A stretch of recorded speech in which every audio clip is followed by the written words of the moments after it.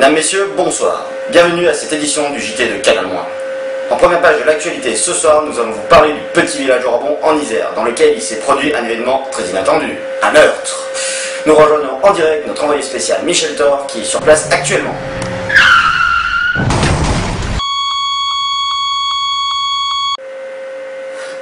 Un petit problème technique est survenu. Pour patienter, nous vous proposons un petit reportage sur la ville de Roibon.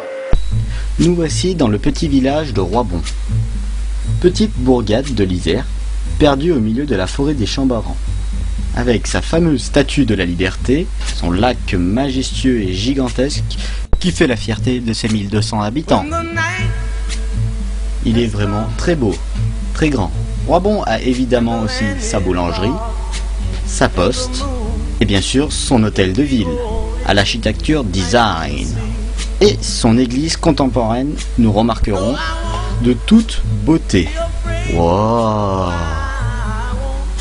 Roibon est donc un village comme les autres.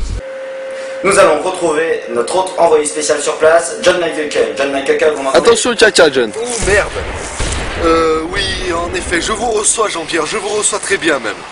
Je me trouve donc à une petite distance de ce village de Roibon, cette bourgade de 2200 habitants, où se déroule actuellement une anarchie, une révolte. La poisse s'est étendue sur la ville, comme vous avez pu le voir à l'instant.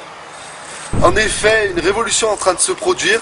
Vous pouvez voir ici des explosions, ici quelques incendies, et si ça continue comme ça, les 1200 habitants risquent de se retrouver au cimetière qui se trouve par là-bas. Tout cela a commencé par un crime odieux, un meurtre qui s'est produit dans cette maison de retraite, où la comptable, Lison von Oetegem Pettenbang, a été retrouvée morte, décédée, sur des toilettes, avec une télécommande Yoshiyama dans la bouche. Ce meurtre a enchaîné une réaction en chaîne.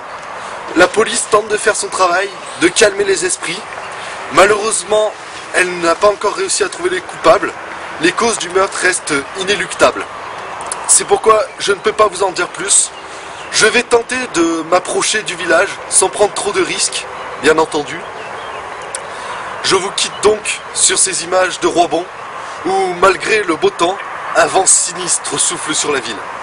C'était John Michael Kull, en direct de Roibon, dans l'Isère, pour Canal-. À vous les studios.